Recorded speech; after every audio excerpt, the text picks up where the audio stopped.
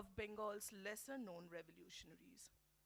Organized by the Department of History, Adamas University, and sponsored by Indian Council for Historical Research, New Delhi. The seminar aims to shed light on the lesser known heroes of Bengal, their lives, ideologies, their impact on the freedom movement, and how the later generations remembered them. I, Dr. Basudhita Basu, Assistant Professor History, on behalf of my department, extend my heartfelt gratitude to all esteemed speakers, fellow colleagues, and students who are present over here. I express my sincere thanks to our Honorable Chancellor Sir, Honorable VC Sir, Honorable Dean Sir. Sir, it is a privilege and honor for us to have your gracious presence for the event. I would now request our respected Dean Sir, Professor Trideep Chakraborty, Dean, School of Liberal Arts and Culture Studies, Adamas University, to deliver the welcome address. Over to you, sir.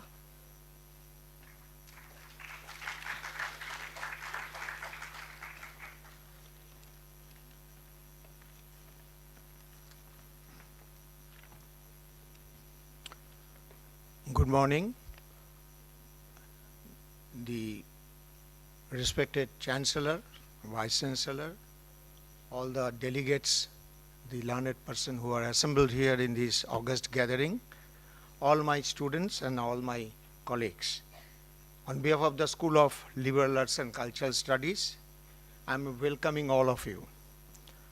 Since I'm not a specialist in this area, and I think probably today is the day for Professor Suranjan Das, because he have done a wonderful work when he did his PhD.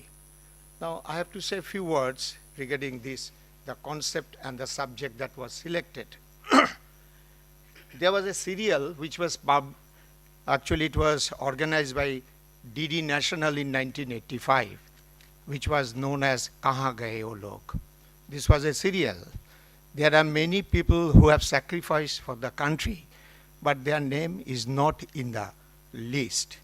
There are names which is already there in the in the pages of history, but I have to mention some of the names which I personally known them.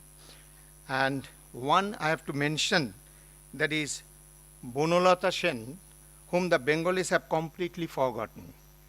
She was also connected with the inter-provincial conspiracy case in Titagarh and leading a rally at that part of Quit India movement.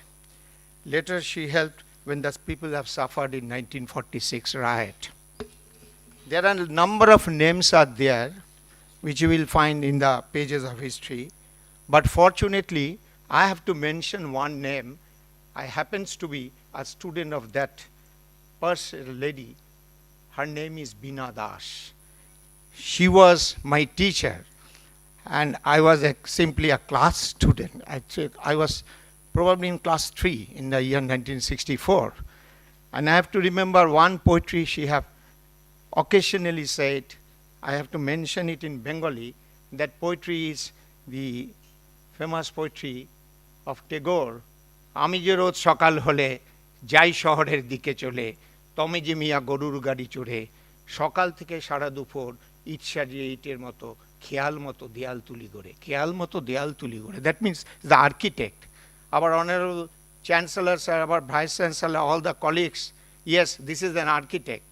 This is in Adamas University we have to develop, and we are silently doing for the student, and they will act as one of the architect of the entire thing. So I shall remember, because I'm unfortunate that I was a student of Bina Das. Now, interesting point I have to mention here, the many revolutionaries are vanished from the pages of history. Many revolutionaries who have sacrificed their life are not even recognized by the government by providing economic facilities, and in part the rest of their life is full of desolations and painful. I can mention one name, that Nobibala Bandopadhyay, Nobibala Devi, she stayed in a slum for the rest of her life and died in 1960. I can mention Subodh Roy, who happens to be, I know him personally. I can name Shambhu Go Thakurda, who was one of the architects of the Bijayagad development of Bijayagad colony, and one is Manipal, because they have not provided the minimum pension by the government of West Bengal because they belongs to Socialist Party. Since I have not to take too much time to say something, but I have to mention one point, that always the archival document is not authentic. I have to mention one book which was written by Sophie Quinn in charge. The name of the book is Ho Chi Minh, The Missing Years. Because in that book, she tried to identify that Ho Chi Minh is not the real leader. She have proved it through when the archive of the Soviet Union archive was opened after the 1991. But the point is that this is a very interesting point. The point one should know that many of the personalities, because some of the names are evident in the pages of history, but there are thousands and thousands of names, their name is not enlisted in the pages of history. We should find out and we have to do research. So I'm welcoming the very innovative topic that the Department of History, with the help of Indian Council of Historical Research, they have organized. So on behalf of the school, I'm welcoming all of you in this August gathering. Thank you very much.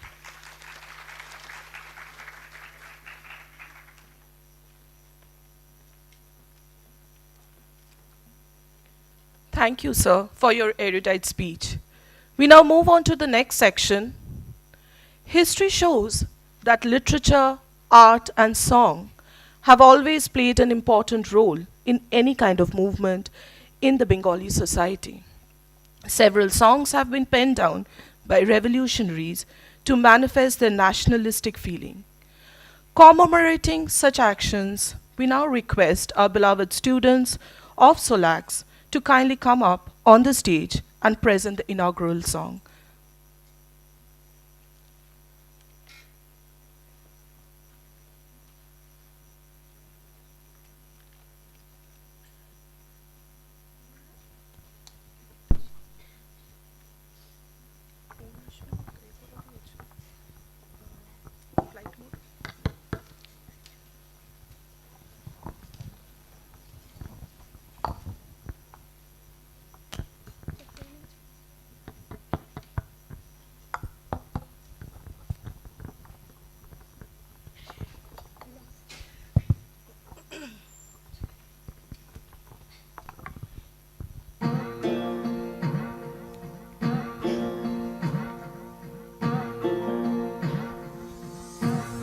ও আমার দেশের মাটি তোমার পরে ঠেকাই মাথা ও আমার দেশের মাটি তোমার পরে ঠেকাই মাথা তোমাতে বিশ্বময়ীর তোমাতে বিশ্বমায়ের আঁচল পাতা ও আমার দেশের মাটি তোমার পরে ঠেকাই মাথা ও আমার দেশের মাটি তোমার পরে ঠেকাই মাথা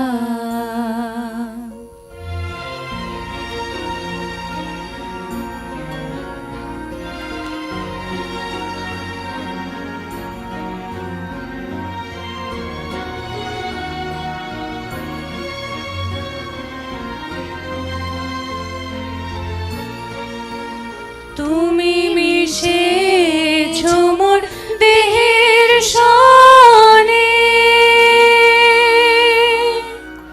তুমি মিলেছো মোর প্রাণে মনে মিশেছো মোর দেহের সনে তুমি মিলেছো মোর প্রাণে মনে তোমার ওই শ্যামল বরণ কোমল মূর্তি মর্মে গাথা ও আমার দেশের মাটি তোমার পরে ঠেকাই মাথা ও আমার দেশের মাটি তোমার পরে ঠেকাই মাথা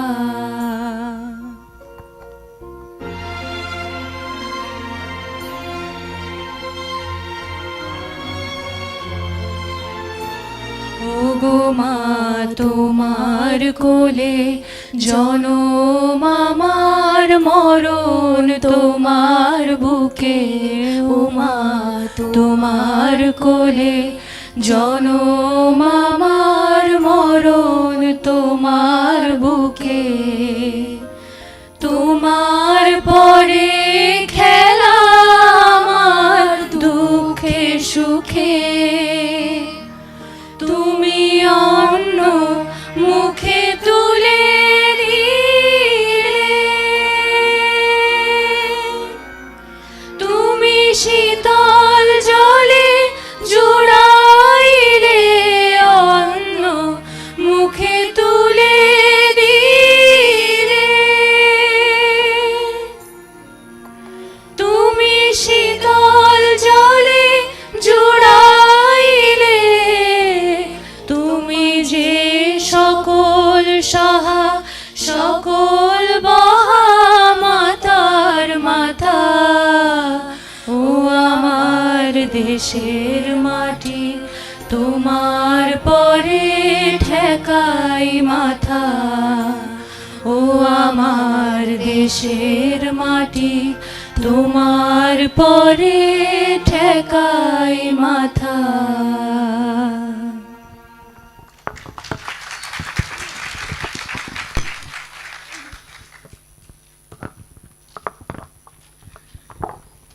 Thank you, students. And here I take the opportunity to congratulate all of you for such a melodious performance. I'm sure everyone present in the hall enjoyed this performance by the students of Solax. Now, it is time to move to the next part of our program. In this section, I would request our Honorable Chancellor Sir, Professor Dr. Shomit Roy, to kindly come up on the stage along with our Shimonti ma'am. Kindly sir and ma'am.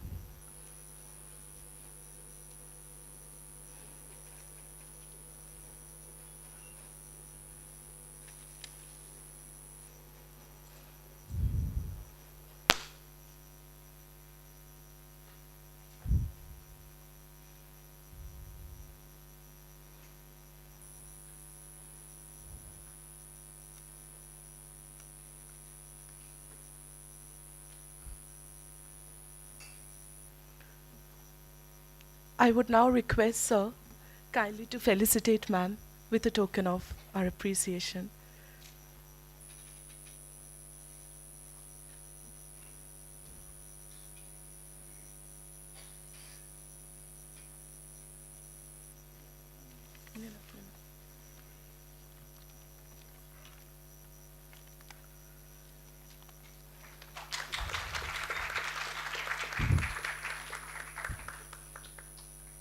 So we will request you to stay back on the stage.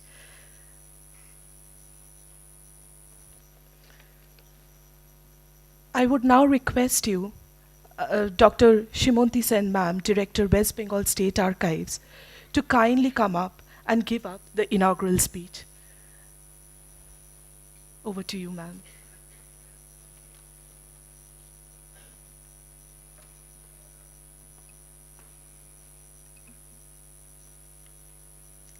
Very good morning. Is it still morning? So, a very good morning to everyone.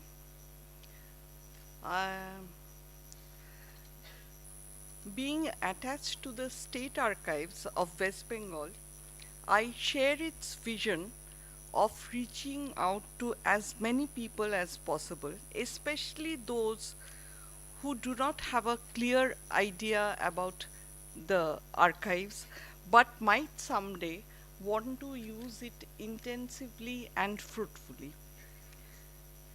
We are indeed thankful to Adamus for inviting us to be the part of the seminar on Forgotten Heroes, exploring the lives and legacies of Bengal's lesser known revolutionaries.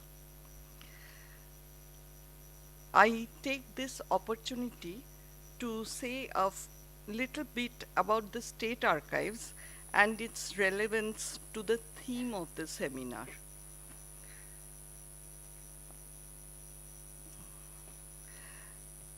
It might be mentioned that the struggle for freedom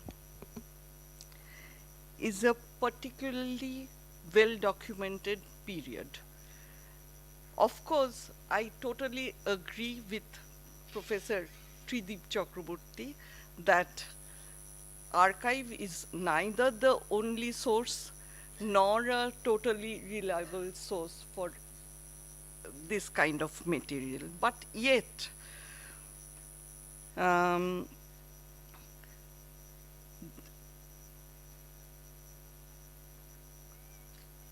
actually, freedom movement is a period that the British scanner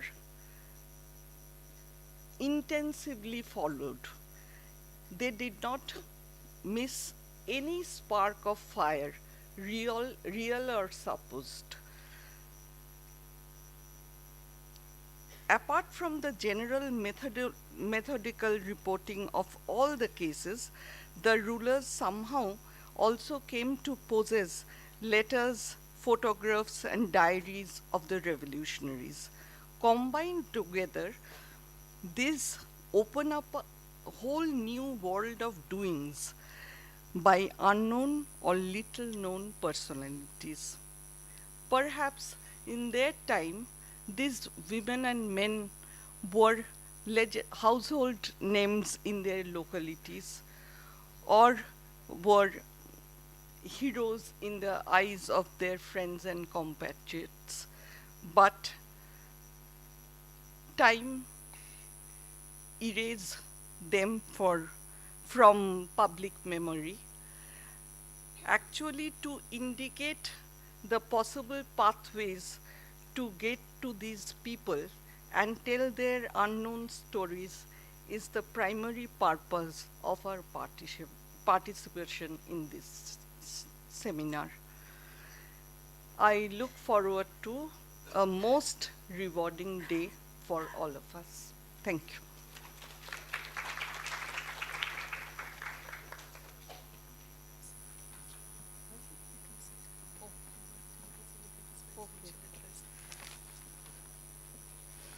Thank you, ma'am, for illuminating us with your speech.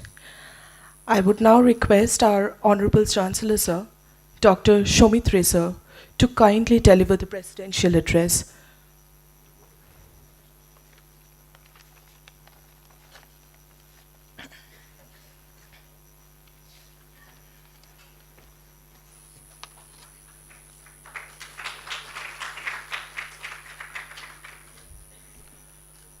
Good morning, distinguished guests, esteemed scholars. It is with great pleasure that I extend a warm welcome to each of you, including our distinguished luminaries in the field of history and academia. I would like to specially acknowledge the presence of Honorable Vice Chancellor Dr. Suranjan Das and Professor Simonti Sen, Director, West Bengal State Archive, West Bengal. Your esteemed presence here today greatly enriches our gathering and adds immense value to our discussions. We are deeply honored to have you join us for these significant occasions. Bengal was historically an epic center of Indian struggles for freedom and a candle of nationalism. The freedom fighters of the Bengal made significant contributions to Indian struggle for independence. They played pivotal roles in various aspects of the freedom movement. In terms of visionary leadership, Bengal was home to prominent leaders like the Netaji Subhash Chandra Bose, Aurobindo Ghosh, and Khudiram Bose, who provided exemplary leaderships and inspired countless others to join the struggle. They organized large-scale protests, rallies, mass movement to raise awareness about British operations and mobilize the masses against the colonial rule. Many Bengali revolutionaries engaged in arms resistance against the British groups, like the Jugantar and Anushilan Samiti, carried out daring acts of sabotage, assassinations, and underground activities to destabilize British rule. Alongside armed resistance, many freedom fighters of the Bengal, including leaders like the Gandhi and the Sharad Chandra Bose, advocated for non-violent form of protest such as boycotts, civil disobedience, and constructive programs. Countless freedom fighters from the Bengal sacrificed their lives for the cause of independence, facing brutal repressions, even death at the hands of the colonial authorities. The struggle and the contributions of the lesser known revolutionaries in Bengal is a vital yet often overlooked aspect of Indian independence movement. Many individuals beyond the prominent figures like the Subhash Chandra Bose or Bhagat Singh played significant role in the fight against British colonialism. These unsung heroes often operated underground, organizing protests, distributing literature, and carrying out acts of sabotage against British rule. They face immense challenges, including surveillance, arrest, and tortures. Their contributions range from organizing peasant uprising to participating in the armed resistance movement. Despite the risks, they remain committed to the cause of independence and inspired others to join the struggle. Their stories highlight the diversity and the depth of the freedom movement, underscoring that it was a collective effort involving people from all walks of life and regions of the country. Understanding and acknowledging the sacrifice of these unsung heroes is essential for a comprehensive understanding of Indian struggle for independence. The immense contributions of the lesser known women revolutionaries in Bengal was equally significant in the struggle for independence. While their names might not be as widely recognized as some male leaders, their efforts were crucial in shaping the course of history. Women revolutionaries in Bengal participated in various activities such as organizing underground movements, participating in protest, distributing revolutionary literatures, and providing support to male counterparts. Despite facing social norms and the gender barriers, they played active roles in challenging the British rule. Some notable lesser known women revolutionaries from the Bengal include Prithviraj Wadar, Kalpana Datto, Bina Das, Suniti Chaudhuri, and Urmila Devi.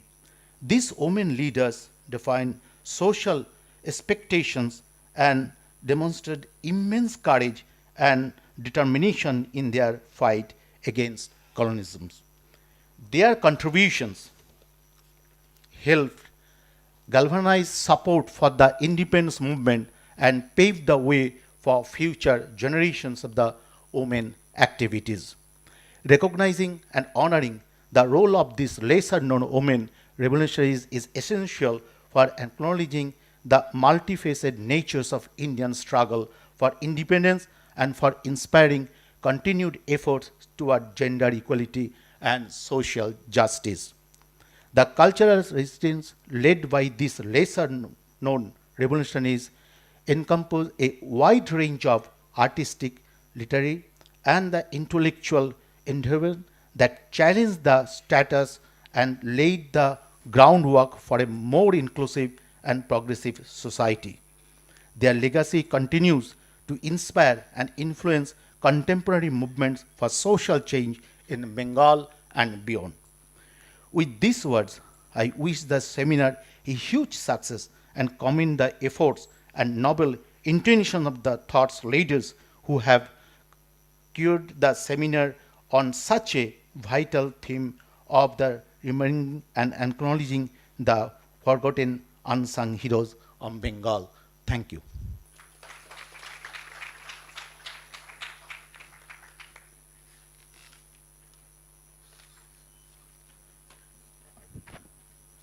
We are highly obliged to you, sir, for such a wonderful speech. Thank you, sir. Thank you, ma'am. I would now request you to kindly take your seats.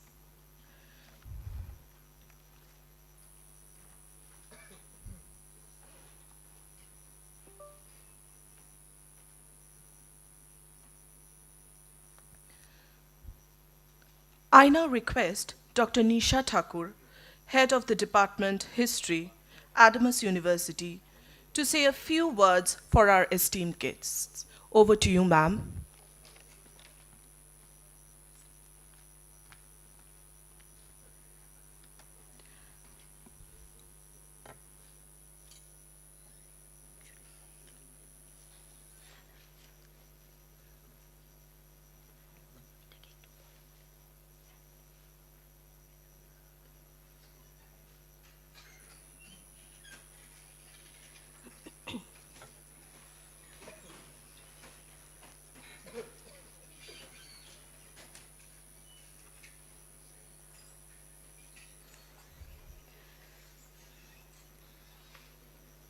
Thank you, everyone. I will just take 2-3 minutes to just extend my warm welcome to everyone and a big thanks for all the students particularly who have come here and have joined us.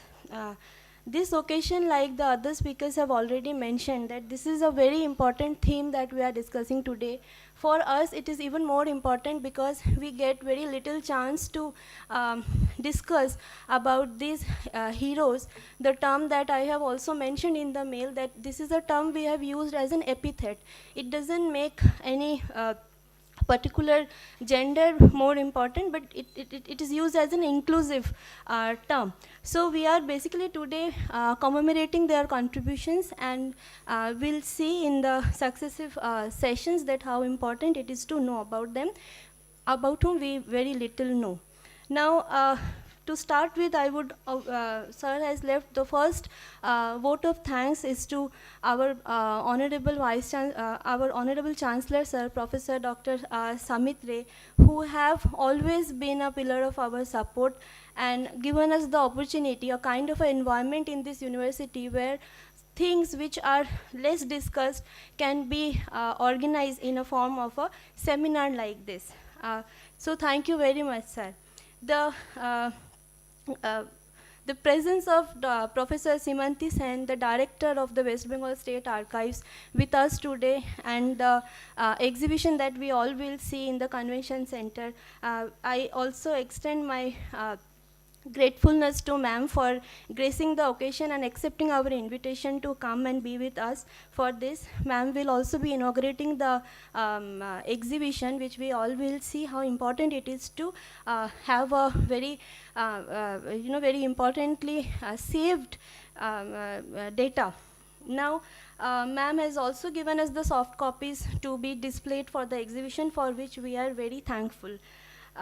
The ICHR, the Indian Council for Historical Research, which has given us the sponsorship and given us the funds, that too in the time to organize this important seminar, and granting of the fund made our effort very easier, and for that we are very grateful to them. Team Solax, that is one of the most important help that I had received.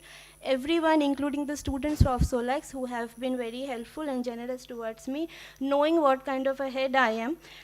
So thank you, everyone.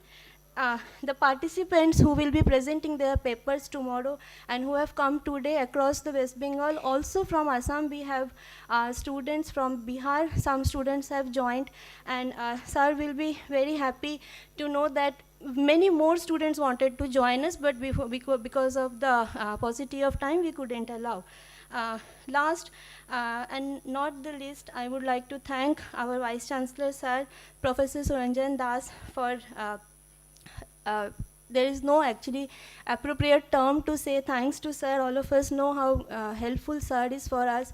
For me, I would say that what Ambedkar was for the marginalized, and what Lenin was for the working class, and what Buddha was then around 3,000 years back for the women, sir is for us, for the Department of History.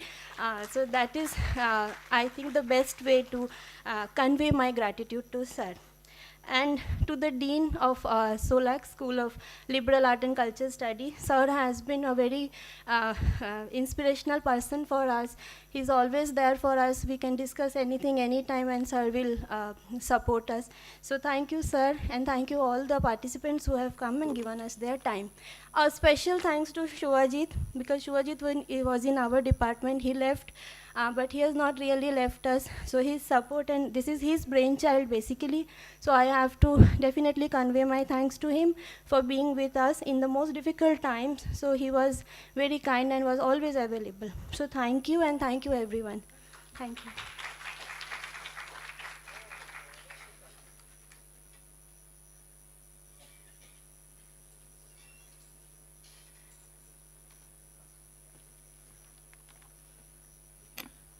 Thank you so much, ma'am.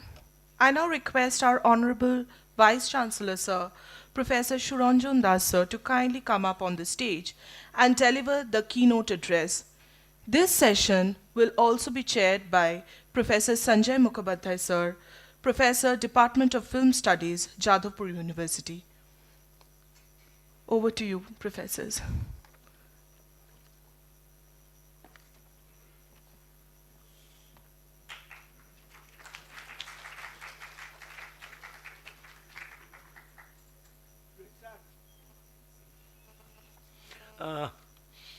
Thank you all. Good day. I feel extremely privileged to see that a session which would be addressed by Professor Suranjan Das, a personal friend of mine, but he is not important for this friendship. Not that all professors of history become historians. Just he is a rare one who, despite teaching history for a period of almost 40 years, became a prominent historian in this part of the planet. And he would be discussing the problems, the unsung heroes of freedom movement.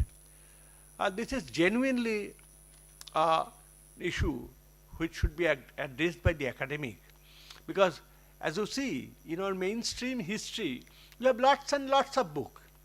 In colleges and in schools, we have read so many. Say Maulana Abul Kalam Azad's India Wins Freedom.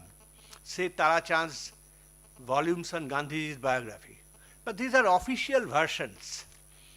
And as you know, the ideological state apparatus, a term basically coined by Antonio Gramsci and later supported by Louis Althusser, has revealed that history is also multi-layered and it's definitely subjective. There are ways to see it from below and from above.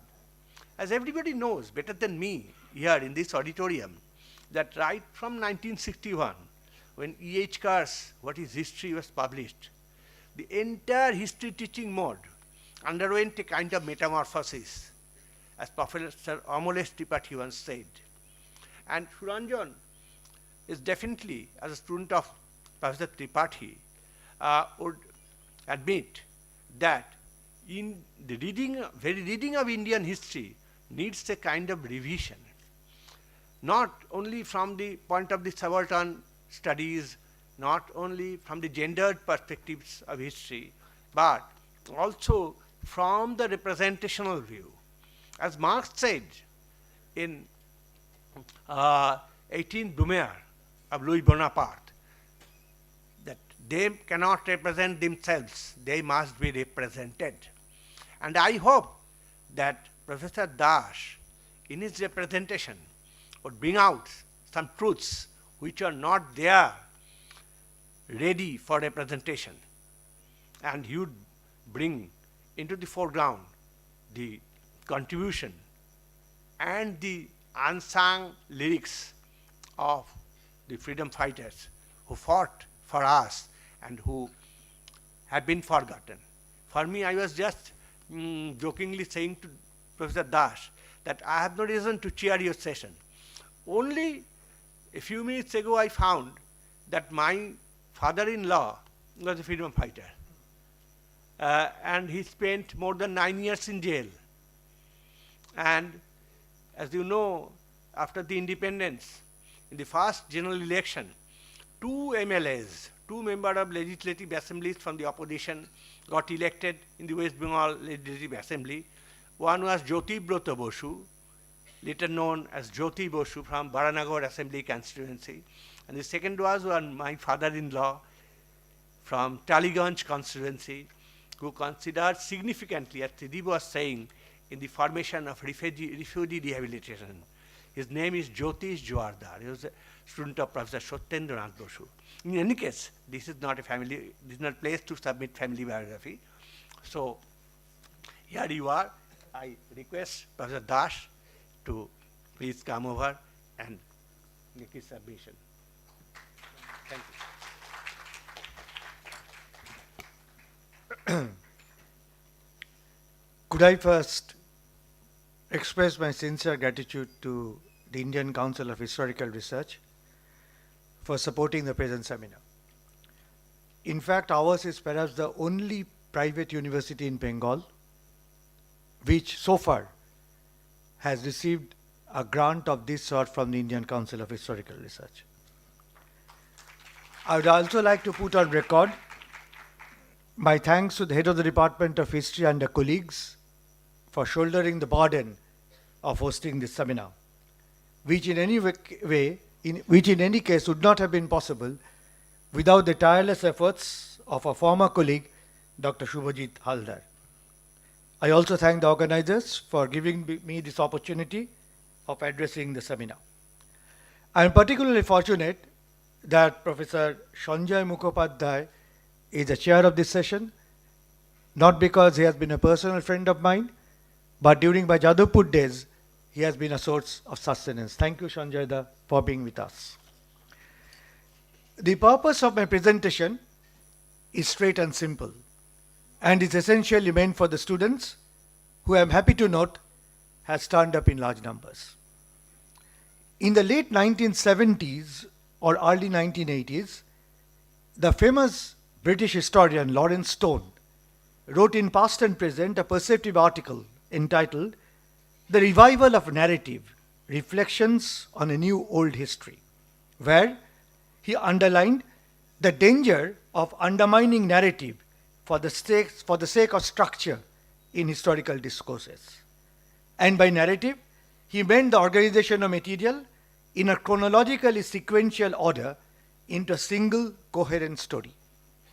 I remember during our student days, Lawrence Stone was criticized by the emerging postmodernist literature, and we all sympathized with this critic. But today I find that in the context of postmodernist and structural challenge, very often in the interest of structural and analytical rigidity, the question of narrative gets compromised. This makes me feel a need to revisit the warning of Lawrence Stone. It is particularly true for classroom teaching, where the students need to be acquainted first with the narrative and then exposed to the analytical frameworks. And since today I propose to address the students primarily to make them acquainted with a particular trend in Indian nationalism, which unfortunately has not received the space that it deserves, I propose to deliberately adopt the narrative format in my presentation. Indian national movement was perhaps the world's longest and most diverse freedom movement. Broadly speaking, there were three trends within it: mainstream Gandhian nationalism, revolutionary nationalism, and the broad spectrum of protest politics. Although there has been a debate about the relative autonomy of these trends, but we cannot ignore the constant interactions between these trends. Unfortunately, even after the celebration of the 50 years of our independence in 1997 and the current commemoration of the 75th anniversary of the transfer of power through the Azadi Ka Amrit Mahotsav, the established historiography of Indian nationalism still identifies the Indian freedom struggle with mainstream Congress movement. My submission today seeks to address this fallacy by recreating the story of Bengal's revolutionary nationalists who in many historical discourses, following the colonial characterizations, are still categorized as anarchists or terrorists. But such classifications, I submit, do not do justice to these martyrs. They actually represented a militant strand in Indian nationalism and symbolize what has been more appropriately called revolutionary nationalism. There has been a celebration of particular episodes associated with Bengali revolutionary nationalism, but a connected history is lacking. That is what I propose to attempt. What was the context of the rise of 20th century revolutionary nationalism in Bengal? It was around the Swadeshi movement of 1905 which occasioned the development of revolutionary nationalism. Disillusioned with the moderate Congress strategy of petitions, a section of the nationalists under Bipin Chandra Pal and Aurobindo Ghosh of Bengal, Bal Gangadhar Tilak of Maharashtra, and Lala Lajpat Rai of the Punjab decided to resort to strike terror in the hearts of the British through violent actions. The targets of the revolutionaries were oppressive British officials and their Indian henchmen. Assassinations of these enemies of the people were to fulfill two purposes. A, to render the British Raj shaky, and B, to make the Indians fearless to counter imperialism. It was also felt that martyrdom of the revolutionaries would motivate more and more Indians to join the freedom struggle. These revolutionary groups in Bengal, Maharashtra and Punjab often worked in coordination, but mostly independently of each other. The revolutionary nationalist challenge came to Bengal in two phases. The first between 1906 and the end of the First World War, and the second in the period after the First World War. Let me now come to the first phase of the challenge. During this time, the revolutionary movement was organized by highly disciplined secret bodies called Shomitis, like Anushilan Shomiti, Jugantar, Swadesh Bandhu Shomiti of Bakarganj, Faridpur Broto Shomiti, Maimanching Shuris Shomiti, and Maimanching Sadhana Shomiti. The members of the Shomitis were prepared to sacrifice their lives for the motherland. While Bankim Chandra's Ananda Math, Swami Vivekananda's discourse on resurgent Hinduism, and European revolutionary literature provided the ideological sustenance for them, the Japanese victory over Russia in 1904-05 encouraged them to think that the Western military might was not invincible. Drawn mostly from the Bhadralok community, the Shomiti members were trained to manufacture bombs, use firearms and lathis, and carry on secret assassinations. Hemchandra Kanungo, who had received training in Paris, had a particular expertise in making bombs. Government reports indicate that the revolutionaries gathered firearms from the French colony of Chandanagar. On December 6, 1907, the Lieutenant Governor of Bengal, Sir Andrew Fraser, became the first notable target of the revolutionaries, although he survived the attack. In April 1908, a bomb was hurled at the house of the mayor of Chandanagar, who was prohibiting mass meetings. Yet another target of revolutionaries was the Calcutta Chief Presidency Magistrate Kingsford, who escaped two attempts on his life. The two younger activists, Prafullo Chaki and Khudiram Bose, were involved with one of these attacks. Prafullo Chaki killed himself to escape arrest, perhaps becoming the first revolutionary martyr of the 20th century, while Khudiram was arrested and hanged to death on 11th August. Khudiram's martyrdom incited a profound anger amongst the rank and file in Bengal. Songs immortalizing the sacrifice of Khudiram are popular still today. Till about 1907, the different revolutionary Shomitis worked under a degree of centralized leadership. Thereafter, splits occurred over the question of revolutionary strategy, and gradually the Shomitis started working independently but maintaining connections with one another. Meanwhile, following the arrest of Khudiram, the police discovered the hideout of revolutionaries in Maniktala in Kolkata, resulting in the arrest, among others, of Barind Kumar Ghosh, Aurobindo Ghosh, Kanailal Dotto, and Satyendranath Bose. What now came to be known as the famous Alipur conspiracy case, probably the first major conspiracy trial in 20th century India, which evoked considerable interest both within and abroad.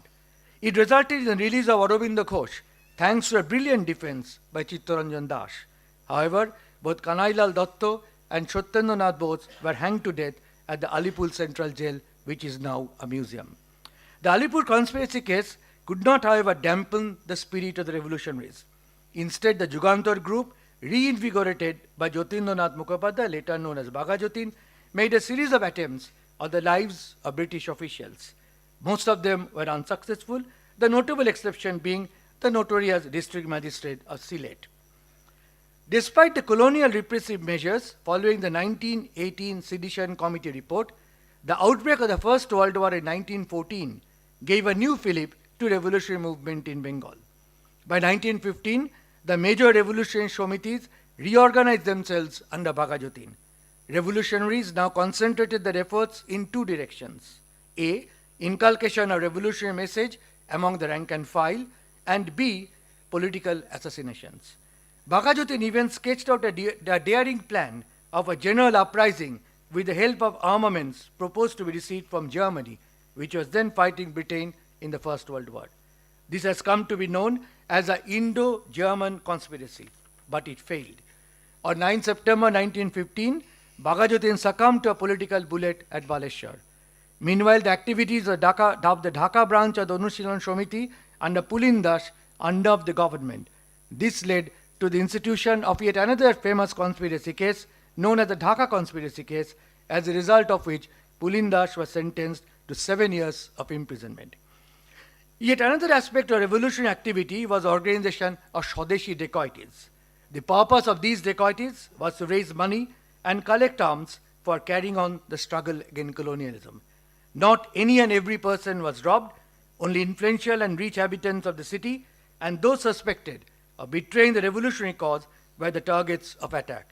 Post offices and railway stations were raided too. The Shomiti members wore masks, carried torches, and used revolvers, daggers, and lathis in perpetrating dacoities. Boats were often used to commit river dacoities. Most of these dacoities took place in eastern Bengal.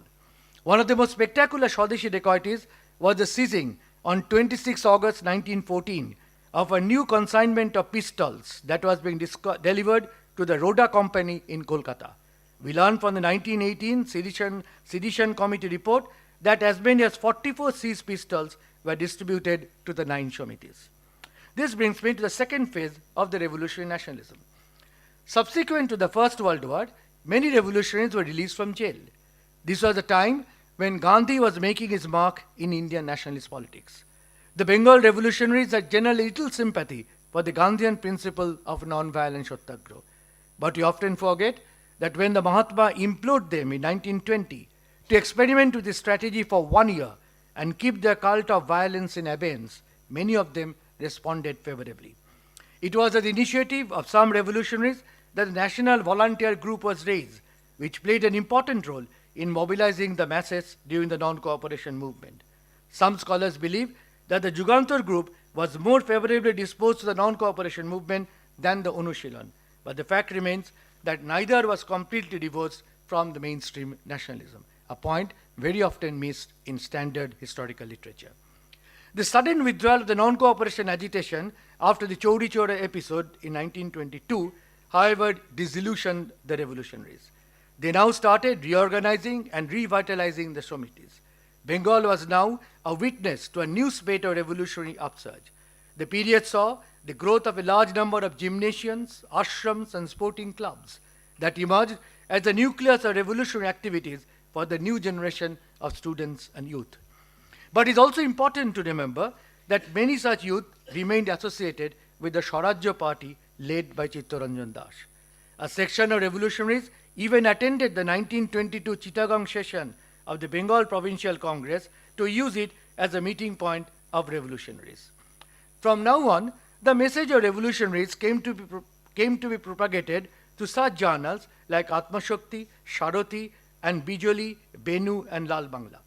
They recreated the revolutionary exploits of the past decade, recaptured police atrocities and conspiracy cases, and justified political associations.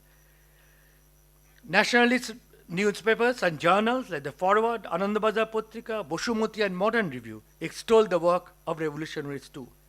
Sachin Channal's Bondi Jibon, a recollection of the author's days of imprisonment, particularly attracted the young Bengali mind.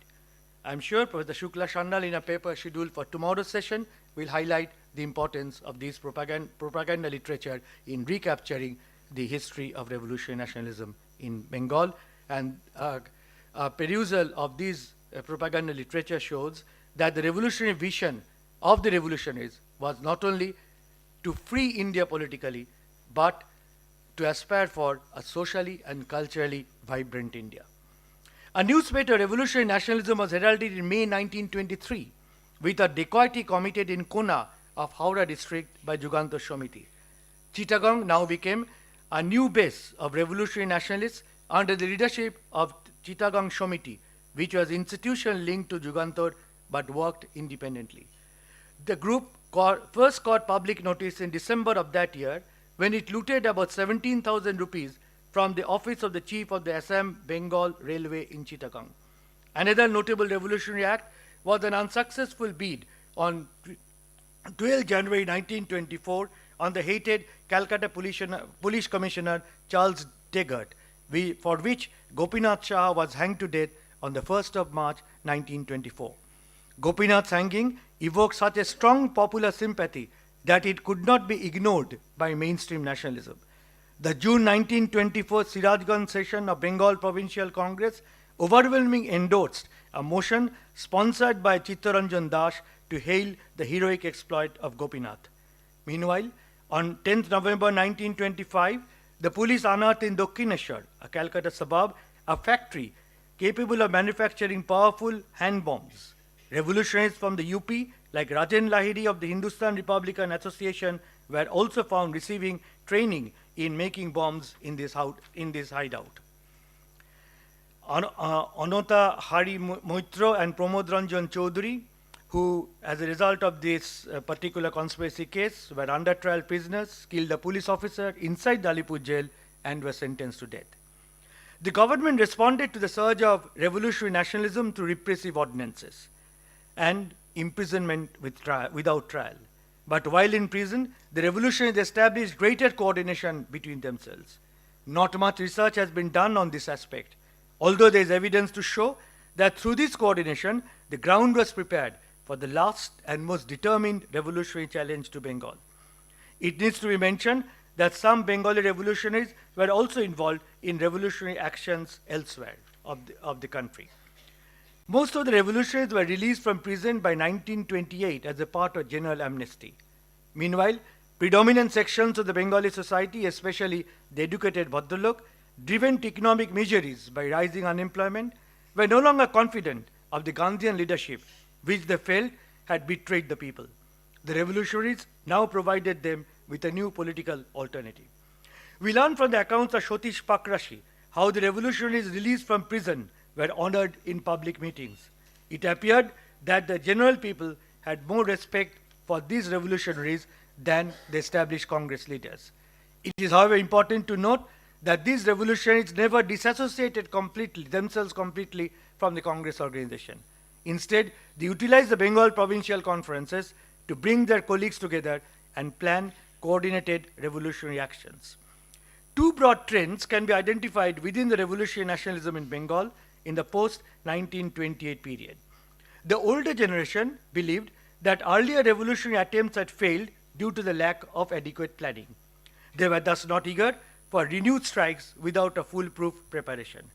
But a younger group ascribed this earlier failure to internal dissensions within the Shamitis themselves. They thus proposed to immediately organize mass armed uprisings instead of concentrating on individual killings. This later trend resulted in the formation of the revolt group or the advance group, consisting of the younger members of the erstwhile Anushilon and Jugantar groups. This group even had connections with revolutionaries outside Bengal. The left sections within the Bengal Congress, like Subhash Chandra Bose, also maintained a close touch with the revolt or advance group of Bengal revolutionaries. When in the Calcutta Congress of 1928, Subhash tried to adopt the complete independence resolution, the Bengal revolutionaries provided him with the necessary popular support. The three major revolutionary organizations that emerged during this period were Sri Sangho, the Bengal volunteers under Hemchandra Ghosh, and the Hindustan Socialist Republican Association. Emphasis now shifted from individual killings to mass-based revolutionary actions. It was resolved to raid armories and police and army pickets as a prelude to a mass revolutionary upsurge.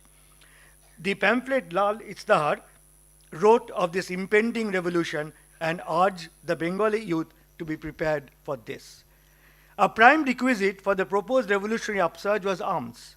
During the 1928 Calcutta Congress, the Bengal revolutionaries came in close touch with revolutionaries of other parts of the country. Jatin Das of Anushilon Samiti went to North India to collect arms, but was arrested along with Shukdev, Rajguru, Shiv Varma, and Joydev in the Lahore conspiracy case. The convicts in the Lahore case were not accorded the status of political prisoners, against which the prisoners went on hunger strike. After a hunger strike of 63 days, Jatin Das sacrificed his life within the prison on 13 September. When Jatin's dead body was brought to Howrah station, thousands of Calcuttans joined the funeral procession, expressing great consternation at the British treatment of the revolutionary. On this occasion, the revolutionary monthly Benu composed a pamphlet which had as its caption the first line of Nazrul's poem, Rokhte Amar Legeche Ajike Sharbonasher Netha. Meanwhile, on 18 December 1929, the Calcutta police unearthed from a house in Mechua Bazar bomb manufacturing material and revolutionary documents. This led to the famous Mechua Bazar bomb case. But the revolutionaries remained undeterred, and what followed was the Chittagong Armory raid of 1930 under Surya Sen, or Mashradda as was popularly called. The Chittagong Armory raid, or Chittagong Uprising as it came to be known, has been immortalized in the story of Indian freedom movement and need not be repeated here. Although the Chittagong Uprising failed, it stirred the revolutionary imagination of Bengali youth and till the end of 1934 challenged the Bengal British administration through attacks on European hotels and clubs, the Calcutta airport, petrol, gas and electricity supply stations, uprooting of tram and telegraph lines in Calcutta, and the bridges connecting Calcutta to outside. The 1930s resulted in the killing of 11 British officials, which included 3 successive Midnapur district magistrates, James Peddy, Robert Douglas, and Bernard Burge, and the Tripura police superintendent. 26 revolutionaries received martyrdom, and 454 were arrested on various charges.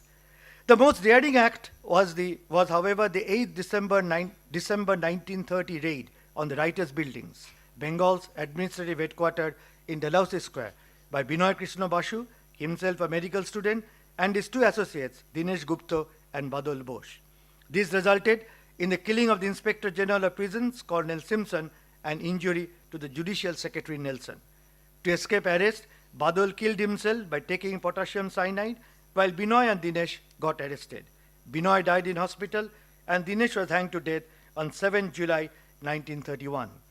This raid on the Writers' Building was commemorated by renaming Dalhousie Square as Binoy Badal Dinesh Bagh. Later on, the revolutionaries took revenge on the very session judge who had pronounced death sentence upon Dinesh Gupta. The assailant was Kanai Bhattacharya, who committed suicide by taking potassium cyanide. In his pocket was found a note, and it was written, quote, "Je adalater onnay bichare Dinesh Gupte phansi hoiyache, she adalat nipad jauk," unquote. Even outside Bengal, in the far-off northwestern frontier province, the Khudai Khidmatgars under Badshah Khan were ignited by Chittagong spirit. Meanwhile, in Chittagong, Surya Sen and his followers, who had escaped arrest, now planned to bring down the government offices, jails and courts through a dynamite conspiracy to enable the accused in the Chittagong Armory raid to escape from the prisons. Unfortunately for the rebels, the betrayal of one of their colleagues frustrated their plans.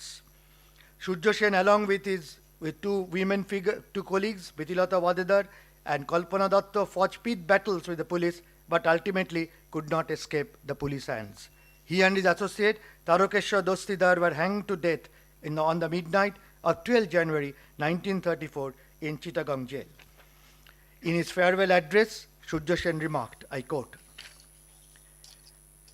আমার শেষ বাণী আদর্শ ও একতা, ফাঁসির রজ্জু আমার মাথার উপর ঝুলিতেছে, মৃত্যু আমার দরজায় করাঘাত করছে, এই তো সাধনার সময়, বন্ধুরূপে মৃত্যুকে আলিঙ্গন করার প্রস্তুতির এই তো সময়, চলে যাওয়ার দিনগুলিকেও স্মরণ করার তো এই তো সময়।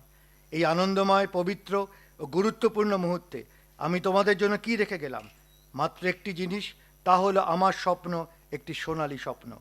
উঠে পড়ে লেগে যাও, কখনো হতাশ হও না, সাফল্য আমাদের সুনিশ্চিত। ভগবান তোমাদের আশীর্বাদ করুন। তোমাদের কাছে আমার একান্ত আবেদন, আমাদের সংগঠনের যেন বিভেদ না আসে। যারা কারাগারের ভিতরে এবং যারা বাইরে, আজ তোমাদের সকলকে জানাই আমার আশীর্বাদ, বিদায় অভিনন্দন, বিপ্লব দীর্ঘজীবী হোক, বন্দে মাতরম, unquote. The execution of Surya Sen and Tarokeshwar provoked considerable popular anger, which made the police clamp curfew on Chittagong town. The people of Bengal mourned the death of the two revolutionaries by holding a fast on 16 January. This was the time when Gandhi was leading the civil disobedience movement, and the public sympathy for Mashtadda was such that the Mahatma preferred not to issue a statement against revolutionary violence. The English administration in Bengal was yet to get the last revolutionary bite. This came with an unsuccessful attempt on the life of Governor Anderson in Darjeeling on the 8th May 1934. This episode marks the last expression of Bengal's revolutionary nationalism. During the second phase of revolutionary nationalism in Bengal, we noticed a significant participation of women. They contributed to their jewelry to Swadeshi Fund, provided shelter to revolutionaries, secretly distributed revolutionary pamphlets, and hid weapons of the male colleagues, a point that was mentioned by the Honorable Chancellor. Nonibala Devi, known in Jugantar group as Mejo Pishima, was perhaps the first woman to be imprisoned without trial on charges of complicity with revolutionaries. Dukoribala of Raniganj was possibly the first woman in Bengal to be convicted under the Arms Act. There was also the example of Leela Nag, later Leela Roy, spreading the revolutionary message to the young girls of Dhaka through a social service organization called the Dipali Sangho. Leela also took the initiative to publish a women's monthly journal called Jayashree. The Jugantar group also published Mundira for propagating revolutionary ideology among women. Women revolutionaries were also directly involved with political assassinations. Let me cite some examples. Suniti Chaudhuri and Shanti Ghosh displayed a real courage when they went into the residence of Tripura district magistrate on the pretext of presenting a petition and shot him down. On 6 April 1932, an attempt was even made on the life of Bengal Governor Stanley Jackson. On 6 April 1932, an attempt was even made on the life of the Bengal Governor Stanley Jackson by Bina Das while he was delivering the convocation address of the Calcutta University, and my distinguished Dean Solax mentioned that he was a student of Bina Das herself. Pritilata Wadedar organized on 24 September 1932 a raid on European club in Chittagong town. In the short pocket of Pritilata's dead body, after she was arrested and she took poison to escape poison and committed suicide. In the short pocket of Pritilata's dead body was found a handwritten note through which Pritilata addressed the women of Bengal thus, I quote, সাম্রাজ্যবাদী British শাসনে উচ্ছেদ সাধন করে ভারতবর্ষে গণতান্ত্রিক শাসন প্রবর্তন করতে ইচ্ছুক ভারতীয় রিপাবলিকান আর্মির চট্টগ্রাম শাখার আমি একজন সদস্য। এরূপ গৌরবমণ্ডিত একটি সংস্থার সদস্য হতে পেরে নিজেকে গৌরবান্বিত মনে করি। নারীরা আজ কঠোর সংকল্প নিয়েছে, সশস্ত্র ভারতীয় নারী সহস্র বিপদ এবং বাধকে চূর্ণ করে এই বিদ্রোহ ও সশস্ত্র আন্দোলনে যোগদান করবেন এবং তার জন্য নিজেকে তৈরি করবেন, এই আশা নিয়ে আজ আত্মদানে আগুয়ান হলাম, unquote. We have representations on women revolutionaries today and tomorrow, both in regular forums as well as the student seminars, sessions, and I eagerly await those sessions. By 1934, revolutionary nationalism had reached its last phase. intense police repression had broken the ranks of revolutionaries. Between 1930 and 1934, about 2,400 revolutionaries were convicted. Police brutalities inside the jails often resulted in the death of revolutionaries. Perhaps the worst case was the firing inside the Hijli detention camp, which took away the lives of Santosh Kumar Mitra and Tarokeshwar Sen. This outrage shocked the Bengali public opinion, and Rabindranath Tagore himself joined the protest rally at Octanoli Monument, now Shohid Minar. This brings me to the concluding part of my presentation.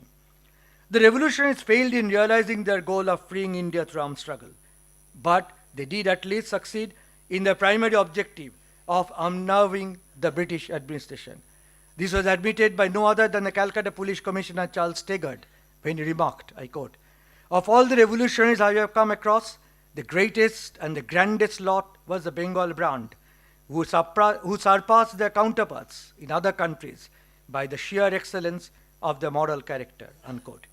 In 1931, the Secretary to the Bengal government admitted the strain to which the police had been subjected to by revolutionary nationalism. He noted how a judge warned that if he was appointed to try the Pedi murder case, he would rather leave the country. The Director of Intelligence of Bengal similarly acknowledged how revolutionary activities affected the morale of the police. Through the assassinations of high British officials, raid on police camps and armories, political dacoities and open fights with heavy armed police and the army, the revolutionaries exploded the myth of the invincibility of the British Raj. It was also the revolutionaries who were the first to raise the slogan of Purna Swaraj.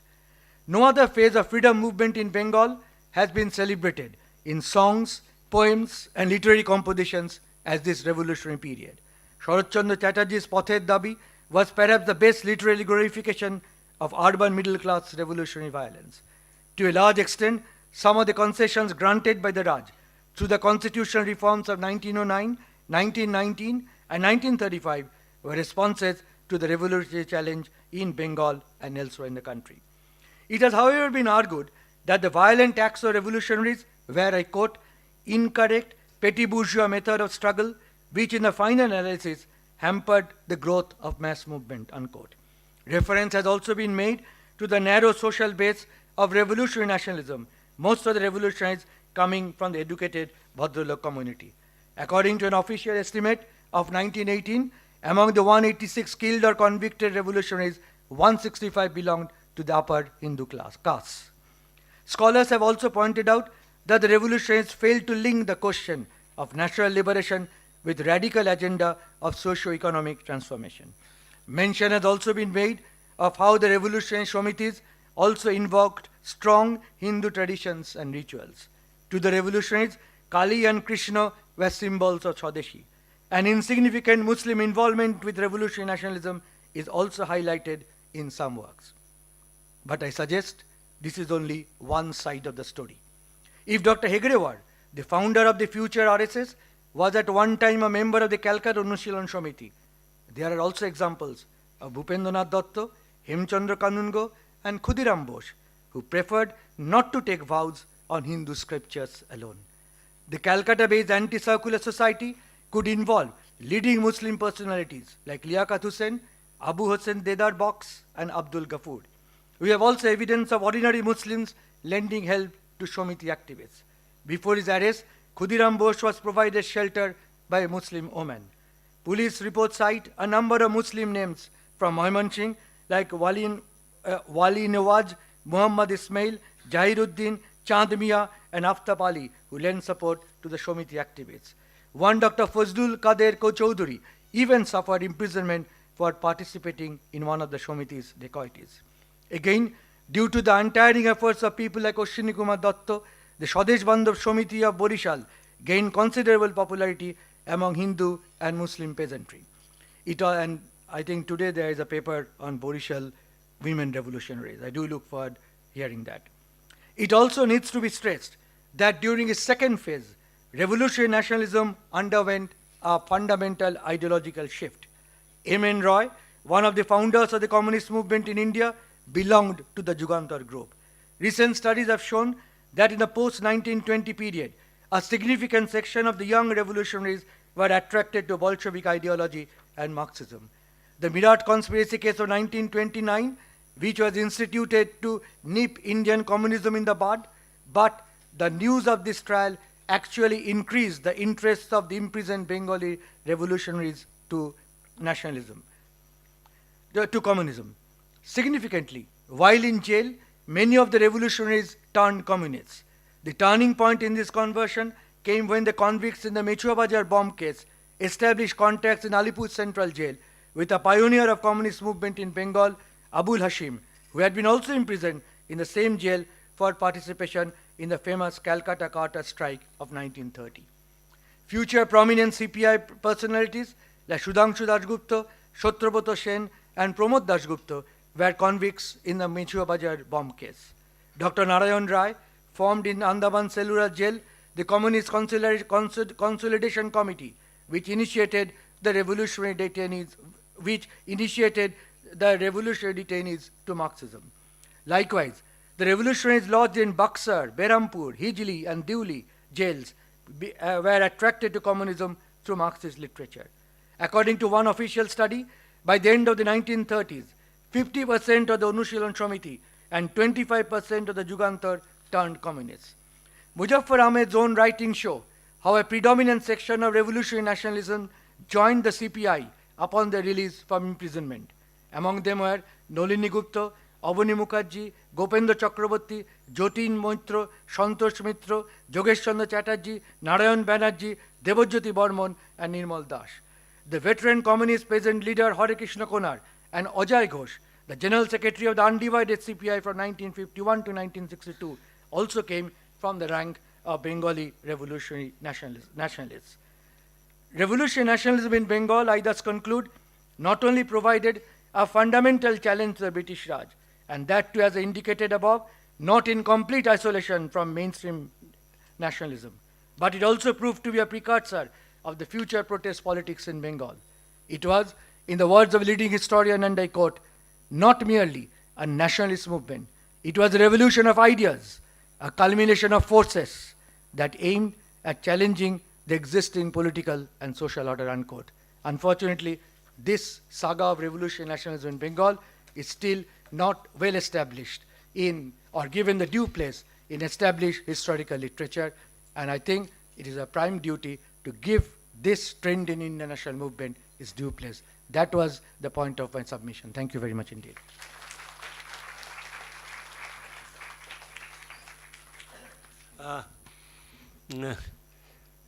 Thank you, Professor Das, for such an insightful submission on the alternative paradigms of history writing. I was just thinking of Rabindranath Tagore when he composed those lines. Bahiriya elo kara maka diche piche, জননী দুয়ারে দাঁড়ে নয়ন মুদিছে, ঝড়ের গর্জন মাঝে বিচ্ছেদের হাহাকার বাজে, ঘরে ঘরে শূন্য হলো আরামের শয্যাতল, যাত্রা করো যাত্রী দল, উঠেছে আদেশ, বন্দরের কাল হলো শেষ. It was in Balaka during the 1914-15 period. So this was a story largely unacknowledged, as you were saying. I'm afraid, do we have any time for question answer session? No. So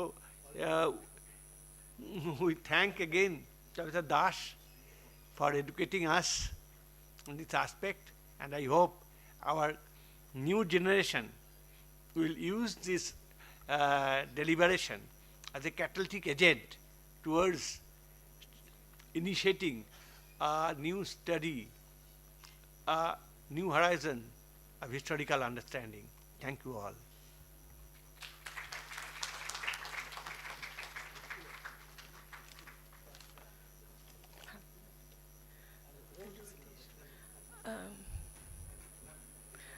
I request all our esteemed speakers and guests to kindly come up on the stage for a group photo.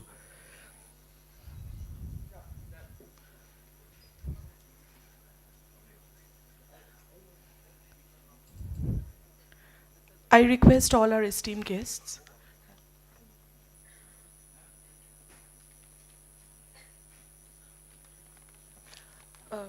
Before before the photo session, I would request Sir kindly to felicitate Sir with a token of appreciation. Thank you.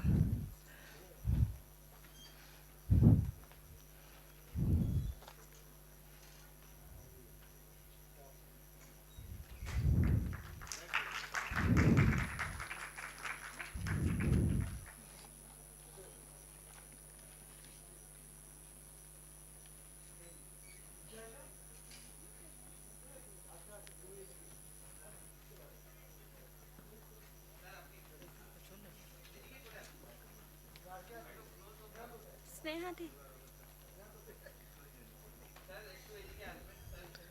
Nirdosh Sir, Sneha Di, please come up on the stage.